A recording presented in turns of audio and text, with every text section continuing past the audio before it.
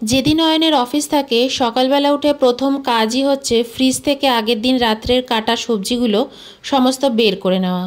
তো দেখো, আগের দিন রাত্রিবেলা আমি কুদ্রু আর পেঁয়াজ এরকমভাবে কেটে রেখে দিয়েছি, পেঁয়াজটা ছুলে রেখেছি, এখন কেটে নেব। আর কুদ্রুগুলো এখন ভাজবো। আজকে রুটি দিয়ে কুদ্রু ভাজা দিয়ে খাওয়া হবে, মানে খাওয়াও হবে আবার অফিসে টিফিনও নিয়ে যাওয়া হবে। তো আমাদের তো অফিসের টিফিন আর বাড়ির দুপুরের লাঞ্চ সমস্ত কিছু একসাথেই সকালবেলাই রান্না হয়ে যায়। তো দেখো, রুটিও হয়ে গেছে, উপরে ঘি মাখিয়ে নিচ্ছি, আর কুদ্রু ভাজাও হয়ে গেছে। পেঁয়াজ দিয়ে কুদ্রুটা ভেজেছি, নুন হলুদ আর মিষ্টি দিয়েছি, কাঁচা লঙ্কা, ব্যাস, অন্য কোনো মশলা নেই, জিরে গুঁড়ো ধনে গুঁড়ো দিইনি। তো দেখো, প্রত্যেকটা রুটিতে ঘি মাখিয়ে নিচ্ছি। আর এবার ফার্স্টেই অয়নকে আগে খাবারটা সার্ভ করে নেব, তারপর অয়নের টিফিন বক্সটা গুছিয়ে নেব, তারপর আমি খেতে বসবো। আমারও কিন্তু বেশ সকালের দিকটায়, মানে যেদিন যেদিন অয়নের অফিস থাকে বেশ খিদে পেয়েই যায়। আসলে সকাল সকাল ওঠাও হয়ে যায়, আর অন্যান্য দিন যেদিন অয়নের অফিস থাকে না সেদিন তো উঠতে উঠতে 8:30 বেজেই যায়। উপরের রুটিগুলো না ভীষণ গরম, তার জন্য উপরের রুটিগুলো ভিতরের দিকে দিলাম, আর ভিতরের রুটি থেকেই 3টে রুটি ফার্স্টে অয়নকে দিলাম। আর এই যে এবার অফিসের টিফিন বক্সটা গুছিয়ে নিচ্ছি। তো দেখতেই পাচ্ছ রুটিগুলো না হাত দিচ্ছি আর হাতে লাগছে, তো এর জন্য ওরকম বারবার ধরছি আর রাখছি। তো 3টে রুটি অফিসেও দিয়ে দিচ্ছি, তার সাথে কুদ্রু ভাজা। অয়ন কিন্তু একা খায় না, ওর আবার কলিগ বন্ধুরা রয়েছে, তারাও ওর সাথে সহযোগিতা করে। তো যাই হোক, এবার দুধ দিয়ে দেবো চায়ে, চাটা ফুটে উঠেছে। আর এই তো অয়ন অফিসে চলে গেলে আমিও এবার একটু রিল্যাক্স হয়ে বসবো। সকালবেলা খাট তো গুছিয়েই নিয়েছি। তো এবার ভাবছি বসে বসে একটু ট্যাবে বিভিন্ন ব্লগারদের ব্লগ দেখব, যাদের আমি পছন্দ করি দেখতে। এই সময়টাই বেশ ফ্রি রাখি নিজেকে। বললাম না আগের দিন যে অয়ন অফিসে গেলেই মাঝে মাঝে মনে হয় যে কাজ শুরু করে দিই, তারপর ভাবি না থাক একটু বসি। সেই সকাল 7টার থেকে না টানা দাঁড়িয়ে দাঁড়িয়ে কাজ করতে থাকি। তো বলতে পারো অয়ন ঠিক অফিসে বেরিয়ে যায় আর এই বসার সুযোগ পেলাম। তো এবার বসে বসে ফার্স্টে দেখবো, তারপর শুয়ে শুয়ে দেখবো। তো এই দেখতে দেখতেই কিছুটা সময় কাটাবো, অন্তত 11:30-12টা অবধি তো আমি এরমভাবেই শুয়ে বসেই একটু থাকবো। যেদিন যেদিন ঘুম পায় সেদিন আমি ঘুমিয়েও নিই, কারণ রাত্রের দিকে অনেক সময় না ঘুমটা পূরণ হয় না, তাই দিনের বেলাটাই আমি মাঝে মাঝে ঘুমিয়ে নিই। আর একটা কথা আমি সেদিনকে ডক্টরের কাছেও শুনলাম, অনেকে আমরা ভাবি যে দিনের বেলা ঘুমোতে নেই, এমন কিন্তু কখনো নয়। যখনই আমাদের ঘুম পাবে তখনই যদি সুযোগ পাওয়া যায় তাহলে অবশ্যই ঘুমানো উচিত। বিশেষ করে আমাদের মহিলাদের, আমরা ঘরের কাজে এতটাই ব্যস্ত থাকি, সবসময় দৌড়ঝাঁপ করে করে সমস্ত কাজ করি। তো আমাদের মহিলাদের জন্য শরীরের ঘাটতি কিন্তু থেকেই যায়, তাই যখনই ঘুম পাবে সুযোগ পেলে যেন ঘুমিয়ে নেওয়া হয়, এটা ডক্টরই বলেছেন। তো এর জন্য আগেও আমি ভাবতাম না বাবা ঘুমোবো না, তাহলে না মোটা হয়ে যাব। কিন্তু এমন কিন্তু কোনো ব্যাপার নেই, যত ঘুমোবে তত তোমার শরীর রিকভার করবে, তত তুমি রোগা থাকবে, সুস্থ থাকবে, সুন্দর থাকবে, তোমার খাওয়া দাওয়াও ভালো ডাইজেস্ট হবে। আর এদিকে দেখো, আমি ওই যে অপরাজিতা গাছের বীজটা লাগিয়েছিলাম, এ দেখো কি সুন্দর বড় হয়েছে। আর এদিকে কুমড়ো ফুলের গাছটাও দেখো কি সুন্দর, মানে একেবারে পাতাগুলো বড় বড় হয়েছে।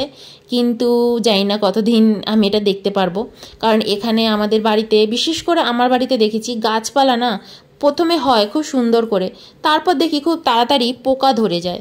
কেন হয় কে জানে। আমি আমার পাশের বাড়িতেও কিন্তু দেখি, কই তার মানে বাড়িতে যে গাছগুলো দেখি অত কিন্তু যত্নও করে না, 2-3 দিন জলও দেয় না, তাও দেখি এত সুন্দর গাছগুলো। কিন্তু আমার বাড়িতে কেন হয় না আমি এটা বুঝতে পারি না, খুব তাড়াতাড়ি পোকা ধরে। তো আমার এক বন্ধু বলছিল ওরও নাকি এটা হয়, কিন্তু কেন হয় তার আমরা হদিশ পাচ্ছি না। তো তোমরা যদি কেউ জানো বলতে পারো। আমরা কিন্তু মানে রোজই জল দিই, রোজই যত্ন করি, যে যা ওষুধ বলে গাছে সেগুলোও দিই, কিন্তু তারপরেও দেখি গাছে সমস্যা হয়। কি জানি না, হয়তো কোনো কোনো বাড়িতে এরকম হয়, এর অন্য কোনো মানেও হতে পারে, বাস্তুর দিক দিয়েও কোনো ব্যাপার হতে পারে। তো এদিকে দেখো আমি ডাইনিং টেবিলটাও গুছিয়ে নিলাম, আর তার সাথে দেখলাম যে আমার যে এখানে মানি ট্রিটা রাখি জলের মধ্যে, ওটা একদম না ধুলো ধুলো পড়ে গেছে। 3-4 মাস তো হয়েই গেছে, চোখই পড়েনি ওটার দিকে। তো যাই হোক, ওটাকে একটু ধুয়ে ঠুয়ে দিয়ে জলটাও পাল্টে দিলাম। আর রান্নাঘরের অবস্থা খুবই খারাপ, একদম ছড়ানো ছেটানো। এবার আস্তে আস্তে রান্নাঘরটা গোছাবো।